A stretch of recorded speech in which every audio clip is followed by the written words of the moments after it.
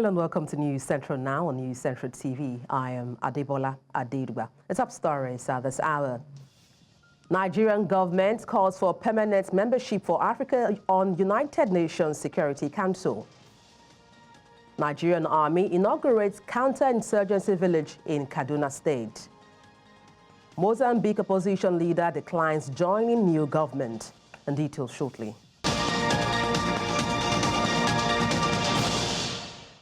News Central Now at this hour begins in Switzerland, where Minister of Foreign Affairs, Ambassador Yusuf Tuga, has called for Africa's inclusion as a permanent member of the United Nations Security Council, with Nigeria positioned as the continent's ideal representative. Speaking at the World Economic Forum in Davos, Switzerland, during the panel discussion titled Africa's Momentum, Tuga underscored Africa's exclusion from the Council, despite nearly 60% of its resolutions addressing issues affecting the continent. Tuga stressed the need for equitable representation and criticized policies such as the UN Council Deforestation Law. He also argued that such policies disproportionately penalize African countries while ignoring the role of global corporations in driving deforestation. Nigeria's Chief of Army Staff, Lieutenant General Olufemi Oluyede, has described the nation's new Counterterrorism and Insurgency Center as a game-changer capable of equipping personnel with the right skills to handle contemporary insecurity challenges. The Army Chief says that the center, which has been set to enhance capabilities of the cadets and military officers against insecurity threat, is a critical asset in Nigeria's efforts to combat insecurity and win the war against insurgency. And this was during the inaugurating of the center in Kaduna State, northwest Nigeria, where he says that the center will be named after the late Chief of Army Staff, Major General Taoreed Lagbaja. The transformation the Nigerian Defense Academy is going through is deeply rooted in our resolve to create and manage change. That village, it's a place where you can paint the right scenarios, current scenarios for the cadets, so that they can practice what they're going to face in the field. And particularly, that was named after our late leader, Lieutenant General T. Lagbaja, of blessed memory, who was someone that gave his all to Nigeria. He was very pragmatic, a first-class field officer. So naming that structure after him. The Nigeria Police Force says that over 300 kidnapped victims have been rescued this year, while 100 suspects have been arrested. The police, during the parade on suspects in Nigeria's capital, Abuja, says that it arrested 100 suspects for alleged murder, including several others for armed robbery and rape since the beginning of the year. Our correspondent, Idong Jusuf, has more. Among the items displayed are 61 AK-47 rifles, 4 single-barrel rifles, several rounds of ammunition of various calibers, stamps, assorted drugs, and various forged documents associated with 13 suspects. According to the police, these individuals were arrested for crimes ranging from fraud, armed robbery, criminal conspiracy, and impersonation. The duo were arrested for the offense of corporate fraud of 300 million naira only. Efforts to recover the stolen funds from the suspects proved futile, as investigation reveals that most of the funds had been diverted to their personal accounts and were used for expensive gambling. Also arrested is a 4-member gang alleged to be involved in armed robbery, primarily operating in Lagos and Ogun states. Additionally, one Yewu Suleiman, whose gang leader is currently at large and is being accused of kidnapping and armed robbery, including terrorizing the Zaria-Kano highway, was also paraded. The suspect confessed to being part of a notorious armed robbery gang, known for mostly operating in several communities in Lagos and Ogun states. They further confessed that they majorly steal motorcycles owned by farmers. The police said that it also arrested Mohammed Kabir, a resident of the Federal Capital Territory in Abuja, and 2 others for impersonation and criminal conspiracy, and another suspect accused of forgery. So where are their uniforms? Okay. The suspects specialize in buying goods, mostly medical equipment and phones, using fake alerts. This latest round of arrests and recoveries bring the total number of arrested suspects to 179 for armed robbery, 100 for kidnapping, 152 for murder, 34 for illegal possession of firearms, 77 for rape, and 110 suspected courtists. In Abuja for News Central, I am Idong Joseph. The National Assembly has accused the Ministry of Regional Development of lopsidedness in implementation of its 2024 budget. Lawmakers say the ministry violated Nigeria's federal character obligations by concentrating over 70% of its developmental projects in Edo State, the home state of the minister. News Central's Eden Joseph again has more. The session commenced with the presentation of the 2024 budget performance of the Ministry of Regional Development before lawmakers. The minister informed the lawmakers that a total of 20 billion naira was allocated in 2024. However, only 2 billion naira was provided for regional intervention. He says that the amounts earmarked to address the developmental needs of 5 regional development commissions was inadequate. By the time we took over, the first assignment I gave to the infrastructural developments to go around to give us details of ongoing projects. But it's quite amazing if I let you know that even projects that had a balance of about 5 billion, 2 billion to complete, by the time they brought proposal, they run into 50 billion.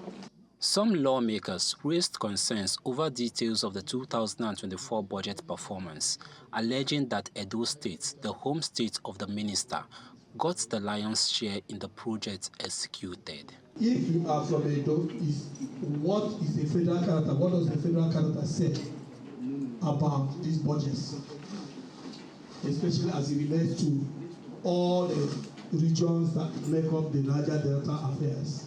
Almost about 70% of this budget 2025 is created in Edo State. 1 minute. Cut order, please. Point of order. Mr. Chairman, the essence of it is that we cannot be here elected by the constituents and speak on this budget. Following this allegation of bias against the ministry, the committee then resolved into a closed-door session to interface more over the concerns. There must be equal and proportionate distribution of projects across the various zones. The creation of the Ministry of Regional Development is a recognition that development must not be restricted to one region alone. The Ministry of Regional Development, formerly the Ministry of Niger Delta Affairs, proposed a sum of 28.9 billion naira, comprising 24 billion naira for capital projects, 2.7 billion naira for personnel costs, and 1.6 billion naira for recurrent expenditures for the 2025 fiscal year. In Abuja for News Central, I am Idong Joseph. The Association of Resident Doctors in the Federal Capital Territory Administration has embarked on a 3-day warning strike over unpaid salaries, among other demands. President of the association, Dr. George Ebong, said the strike followed the expiration of the 3-week ultimatum issued last year. The association had issued a 21-day ultimatum to the FCT Minister, Nyesom Wike, on December 23, 2024, to meet its demands. Dr. Ebong, who was speaking at a press briefing in Abuja on behalf of the resident doctors, lamented the neglect of hospitals and doctors' welfare in the nation's capital. Let's take a short break now. When we return, News Now continues.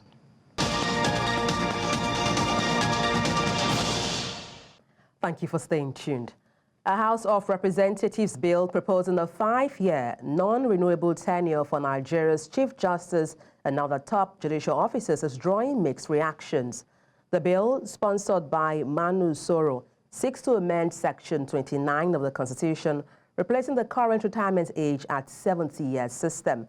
Now, supporters claim it will boost efficiency, while critics including lawyers, argue the system is not flawed. Concerns include the potential politicization of appointments and harm to state appointing younger judges. Stakeholders warn that fixed terms could create challenges, particularly with aging judges, advocating the current retirement system for stability and flexibility.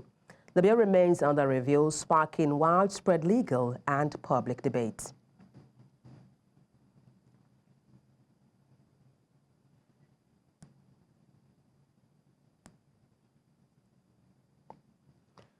Beatrice Ekweremadu, wife of a former Deputy Senate President, Senator Ike Ekweremadu, has been released from the United Kingdom's prison. Beatrice, who was sentenced to 5 years in UK prison, returned to the country on Tuesday. She is said to be currently in Abuja. Ekweremadu, his wife, and a doctor were convicted of organ trafficking by a UK court in March 2023. After a 6-week trial on the Old Bailey, they were found guilty of facilitating the travel of a young man to Britain with a view to his exploitation. While Ekweremadu was later sentenced to 9 years and 8 months in prison, his wife begged for 4 years and 6 months jail term.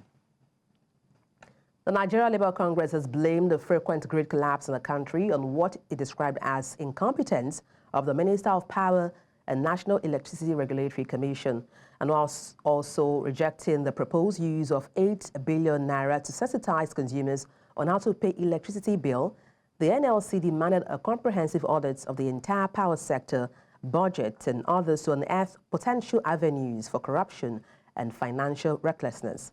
In a statement signed by President Joe Ajaero, the Labour movement challenged the power minister to tell Nigerians how much dividend the ministry has received from DISCOs and other privatized entities since last 12 years of privatization in lieu of its 40% ownership of the privatized entities. The Nigerian Communications Commission, NCC, has approved a 50% increase in telecommunications tariffs, marking the first adjustment since 2013. According to the Commission, the decision comes as a response to rising operational costs faced by telecom operators. News Center's Bettina Onweli tells us more. The Nigerian Communications Commission, NCC, has stated that the adjustment aims to address the significant gap between operational costs and current tariffs while ensuring that service delivery is not compromised.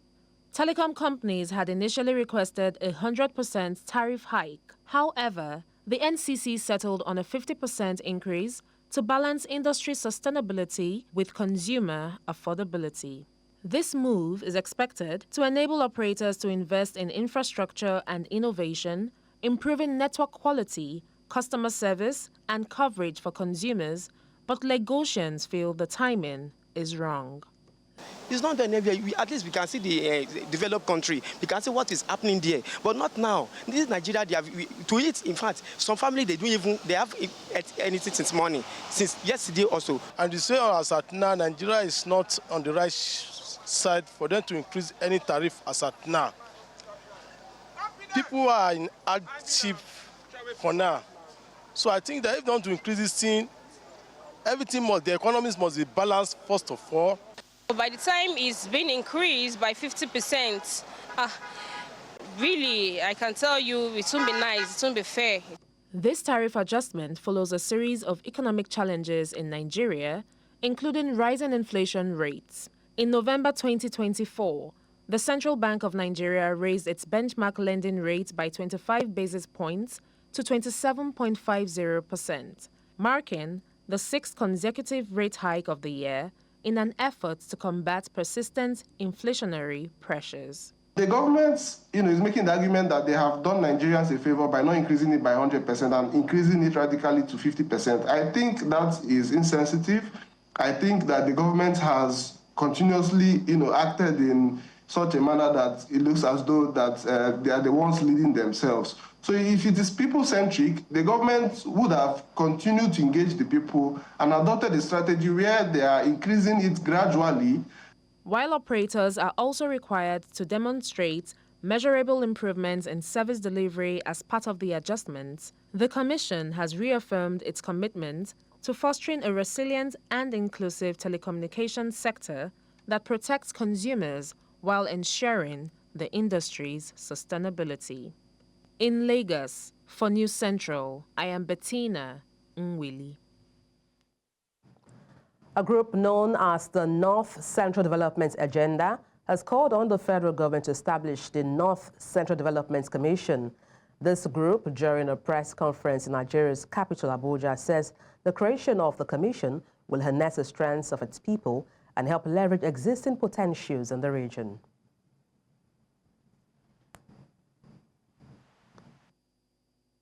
The recent approval of the development commissions for the Southeast and Southwest region, while highly commendable and highlights the federal government's commitment to addressing regional need, however, leave the North Central as the sole region without the development commission in the country. We strictly demand this.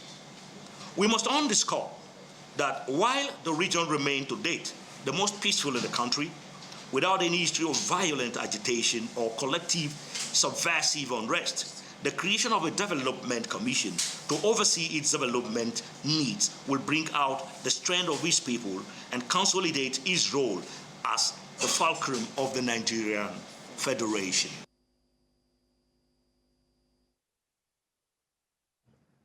The Minister of the Federal Capital Territory, Nyesom Wike, says that the federal government has invested about 300 billion naira in providing infrastructure for residents of satellite communities in Abuja. The minister made this known as he commissioned the Paikon-Kwore-Ibua Road, constructed in Gwagwalada Area Council of Abuja within a span of 12 months. News Central's correspondent Amadine Uyi has details. Scenes of joy from the Paikon-Kwore and Ibua area of the federal capital. While the FCT administration gave details of the newly constructed road, others in attendance commended the administration for delivering on its promise to residents. Clearance and earthwork, reinforced concrete pipes and culverts of different sizes, reinforced concrete trapezoidal line drains, 150 millimeter thick lateritic sub-base, 150 millimeter thick crushed stone base. Visitors to this area will attest to the fact that the review hope agenda of this administration is very much alive and being sustained. You can't have this kind of road and want to stay to continue to struggle in the federal capital, Abuja City, where there's a lot of traffic, where there's a lot of congestion, even as the minister is doing so much to make life easy for the people. The minister of the FCT, Nyesom Wike, urged the residents to continue to be patient with the current administration. Are you happy with Mr. President? Are you happy with Mr. President? Now, I can tell you, just relax. You will see what more projects Mr. President will bring to the people of Gwagwalada. He took time to give highlights of several other projects being constructed, saying the administration has invested considerably well in infrastructure in the satellite communities in line with its promises to citizens.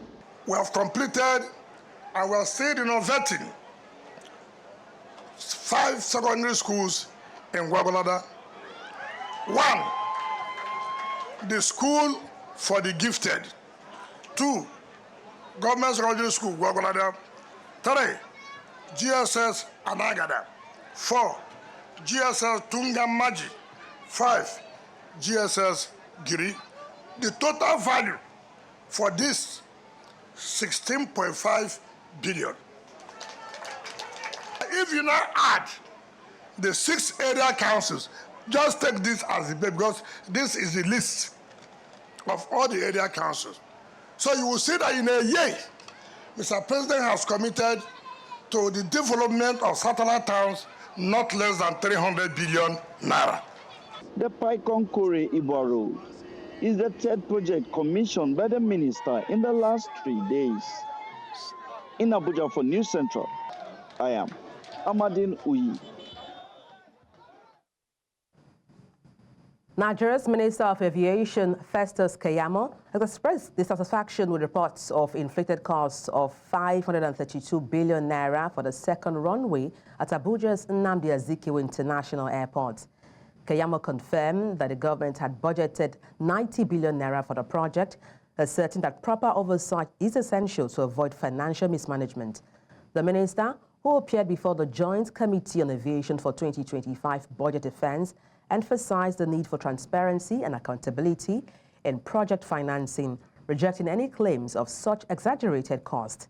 Keyamo also justified the federal government's decision to decentralize the Nigerian College of Aviation Technology by splitting it into 6 campuses across Nigeria's geopolitical zones. We have to invite fresh bids because they cannot hold us to ransom. No contractor like that. It's a responsible contract. This is the committee oversighting us. They will chop my neck off if I come back and tell the committee that I approved how much. No, I will not. 500 from 90 billion to 532 billion within a space of 2 years to do the second runway, I will not accept it. Right now, we are having a problem of space in Zaria. To give you an update, sir, I'm sure you graciously approved it last year or the year before for us to buy an additional hotel in Zaria because we could not accommodate the students again in the main campus because of the burgeoning population of the school. So we had to now buy the Zaria Hotel. The Zaria Hotel is now an annex, even if it's in Zaria, of that training college. And we expect the populations to even grow beyond that. So the question we ask ourselves is that, are we going to continue to buy houses in Zaria, within Zaria, to accommodate more population who are willing to come to the school? And if we are doing that, why not give other parts of this country the opportunity to also have access to those campuses too? Why continue to expand and buy private houses and hotels within one town in the country of 240 million people who want access? Members of the Judiciary Staff Union of Nigeria, Abia State, are saying they have been challenged by paucity of funds since last year, following alleged non-payment of their salary arrears by the government. Now they are therefore seeking God's special intervention over their predicament and a special prayer session. News Central's Chinwe Ugele has details. They are singing, praying and prophesying to attract God's intervention on their matter. I shall not die. For these staff of the judiciary in Abia State, nothing is impossible for God to turn around. When we receive our salary, it is not always easy. Talk less of when you stay for months without the salary. And we have dependents who are believing and hoping on us to go to work and come back and feed them. We believe in God. We have not received our salary November, December. We are entering this January, finishing. We have our arrears of October. God can do anything. God that separated the Red Sea for the Israelites to pass will do it for us. There's no money. And everywhere we have already worked. We've worked for it. And up to now, we have not been paid. It is unfair. Christmas period, we could not even celebrate. All of us wasn't down here. Nobody traveled. So it has not been easy. They are calling on the governor to accord the judiciary in the state its autonomous status. We have our own arm of government. Give us that respect and let us have what belongs to us. That's what we are here for. The workers are also decrying the losses of 2 of their members over alleged owed salaries since November of 2024. Last week, I don't know whether you are aware, we lost one of our colleagues that is a registrar. And just most recently, day before yesterday, we lost another of our colleagues. That is, the husband died last week and the woman died on Monday. So we see it as not a good sign. However, Commissioner for Information in Abia State, Oke Kanu, expresses shock at the development, saying discussions are still being held with the union. Of course, you know that His Excellency Dr. Alex Oti-Uwefari is committed to workers' welfare in the state. There's a disconnect somewhere. There's some level of insincerity in what's going on. These people, the leadership of the judiciary, Nkrumah have had a meeting with government officials only last night, and by this morning as an action. In fact, a lot of people on the side of government are surprised to hear that such a thing even happened, because they were waiting to congregate again by 5 p.m. today. It's been 20 days since the judiciary staff in Abia State reactivated the ongoing industrial action, which no one knows when it will come to an end. In Umuahia for News Central, I am Chinwe Ugele. Reporting sexual and gender-based violence has allowed survivors success support services to minimize the impact of the violence on their lives. Although research shows that most SGBV survivors do not report, experts believe the tide is now changing due to certain policies and sensitization programs by the government and different NGOs. News Center's Omolola Ololade has details of this. Shame, guilt and stigma have been identified as major barriers hindering the reporting of sexual and gender-based violence, therefore inhibiting survivors of accessing medical, psychosocial and legal help they deserve. Data from demographic and health surveys of 24 countries worldwide showed that only 7% of all women who had experienced gender-based violence reported to a formal source. However, the narrative is changing in recent years with the intervention of government and various non-governmental organizations sensitizing the public on the need to speak up. When you are sure that if you give information, your identity and your integrity and your safety is guaranteed, I think gender-based violence is something that we can report because it can happen to anybody.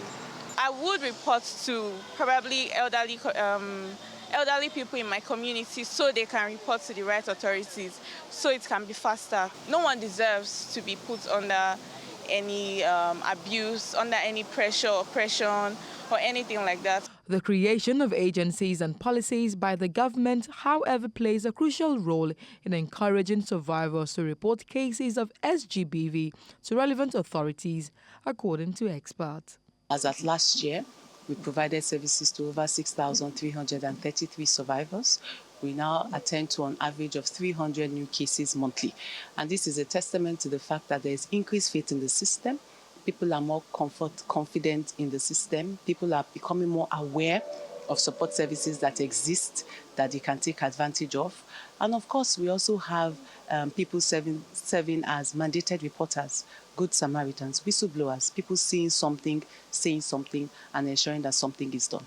Policies put in place have helped a lot of victims to speak up against abuse, and a lot of awareness going on about SGBV as well has helped a lot of people to be able to confidently report abuse because they know that they are probably safe spaces, they are going to get justice when they report this abuse, they are going to be rescued. So that has helped in a lot of reporting these cases. Relevant stakeholders believe reporting allows survivors of SGBV to access the medical, psychosocial and legal services necessary to minimize the impact of the violence on their health, while allowing perpetrators to be held accountable, hence the need for everyone to speak up at all times. In Lagos for News Central, I am Omolola Ololade. Coming up, Mozambique opposition leader Mondlane rejects role in new government. Details shortly.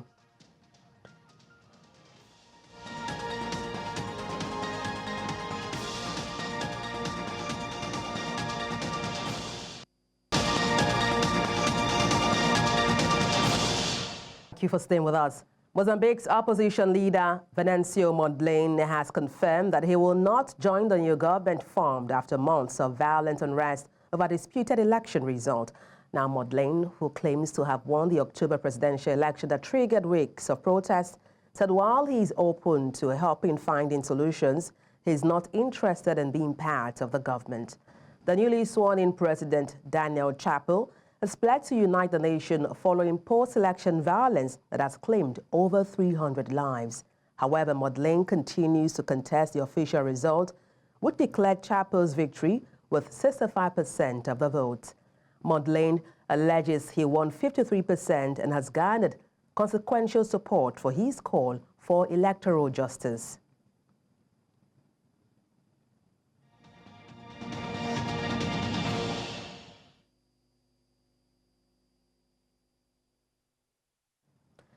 A fast-growing wildfire in Los Angeles County has triggered mass evacuations, threatening residential areas already devastated by recent blaze.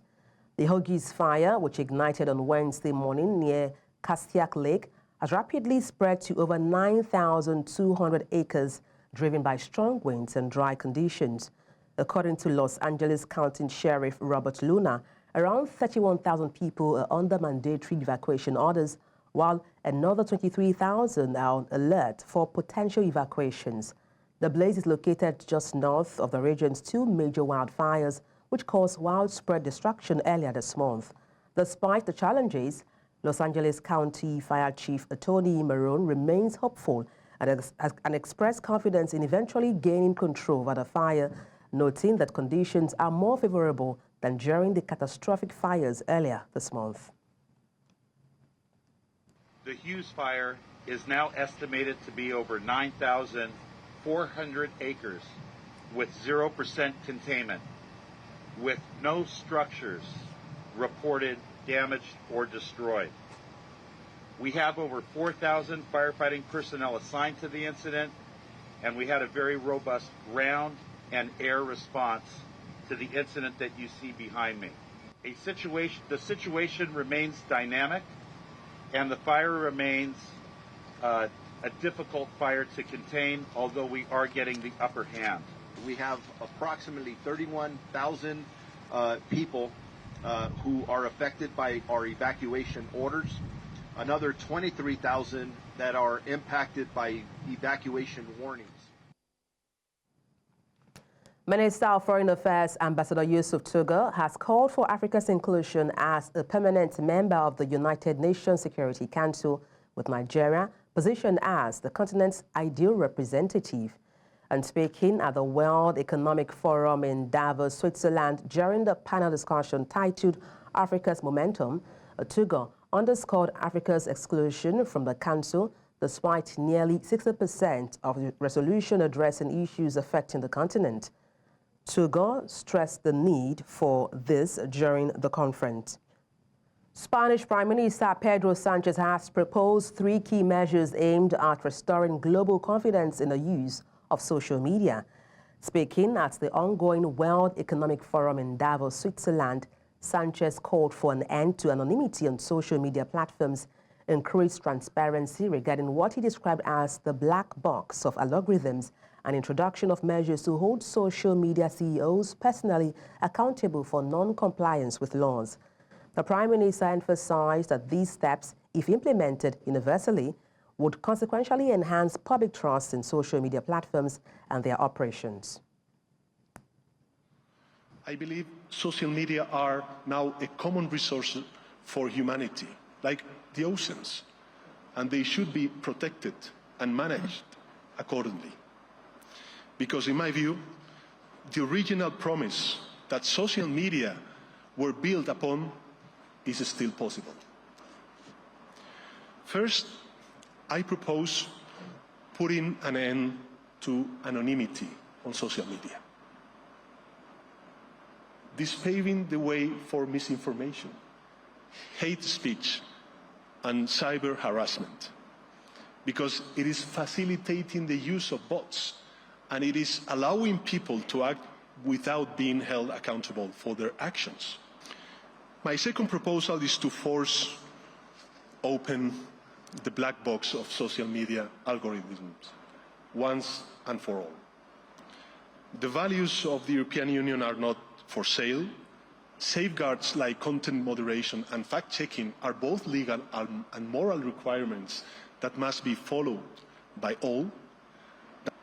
That we make sure that social media CEOs are held personally accountable for non-compliance with laws and norms in their platforms, just as it happens in other sectors. In a nutshell, let's make social media great again.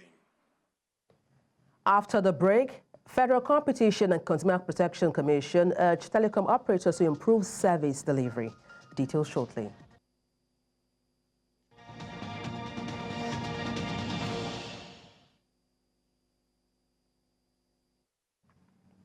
In business, the Federal Competition and Consumer Protection Commission, FCCPC, has urged telecom operators to improve service quality following a recent 50% tariff hike. FCCPC Director of Corporate Affairs, Ondaje Ijagu, emphasized that consumers want measurable improvements before tariff increases are enacted. Concerns include network congestion, dropped calls, and poor customer service.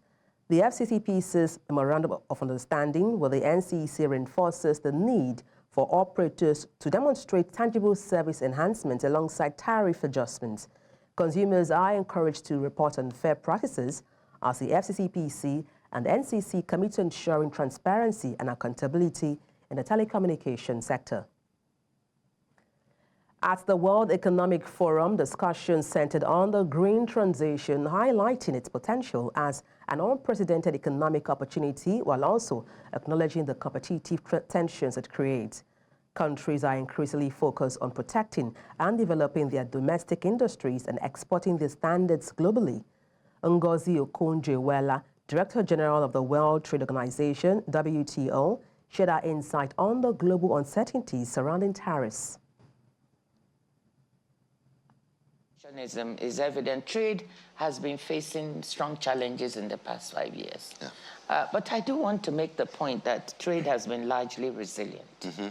That 80% of world trade, according to our statistics, is still taking place on WTO terms. It used to be 75. We've actually updated the work and seen 80% of world trade is taking place on WTO terms. Now, does that mean that we are complacent or we should be? Absolutely not. Because we see increasing fragmentation of trade, which is very costly. And so you're right that, this is something that we should be of concern. But we're by the same token saying, the word I said in the session last night is, let us chill. Chill is my word. Let's not get overly excited at every announcement, at every pronouncement. Let's see what his policies actually put in place and not overreact. Certainly from the WTO viewpoint, we are saying to our members, let's also not have knee-jerk reactions. If something is announced, you immediately get up and announce a counter. So it results in tit-for-tat trade war, which will land the globe in a place we don't want to be, because we've lived it before. In the 1930s Smoot-Hawley Act of the United States, which resulted in a trade war that made the Great Depression worse and was really not good for the globe. We've modeled. South African officials, the world's largest citrus exporter after Spain, have discovered bud rot or grey mold in commercial papaya orchards across Limpopo and in Mpumalanga provinces. This pathogen can devastate thousands of hectares of crops, including pineapple and citrus. The Agriculture Department has initiated a survey to assess the extent of the spread and implemented phytosanitary measures to restrict the movement of affected plants. They urged farmers to adopt effective cultural control practices and warned international travelers against illegally importing agricultural products which could introduce new pests and diseases.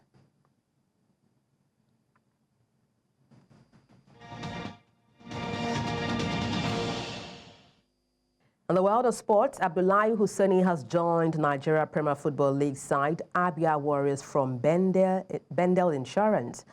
Hussaini was one of the standout performances for the Benin Arsenals during his 2.5-year spell at the club. He is expected to be an integral part of the Abia Warriors team. Abia Warriors occupy 8th position on the league table with 27 points. Paris Saint-Germain pulled off a stunning second-half comeback to defeat Manchester City 4-2 at the Parc des Princes, moving to 10 points in the Champions League group. Despite being a 2-0 down with goals from Jack Grealish and Erling Haaland, PSG responded after the break through Ousmane Dembele, Bradley Barcola, and João Neves' header, with Goncalo Ramos sealing the win in stoppage time. City, now on 8 points, faces a must-win match against Club Brugge to advance. Meanwhile, Arsenal thrashed Dinamo Zagreb 3-0 to move closer to the last 16. The Clan Rise, Kai Havertz and Martin Odegaard scored, with Havertz marking his 500th goal under Mikel Arteta. Arsenal needs only a draw in Girona to secure the knockout stage spot. Miami Heat star Jimmy Butler has been suspended for 2 games after missing the team's fight to Milwaukee, the club announced. Now, this follows a recent 7-game suspension Butler said for expressing a desire to leave the Heat. The team cited a continued pattern of disregard for the team rules, insubordinate conduct, and conduct detrimental to the team as the reason for the new suspension. Butler, now in his 15th NBA season, has been pivotal for Miami, leading them to the NBA Finals in 2020 and 2023, though they were defeated both times. His relationship with the Heat appears to be deteriorating, with reports of a growing rift between him and team president Pat Riley suggesting an impending split. And that's all. Let's take a look now at the major stories. Nigerian government calls for permanent membership for Africa on the United Nations Security Council. Nigerian Army inaugurates counterinsurgency village in Kaduna State. Mozambique opposition leader declines joining new government. You can watch News Central live on DSTV, channel 422, Star Times, channel 274, Avo TV, and YouTube. Many thanks for watching. I am Adebola Adedugba.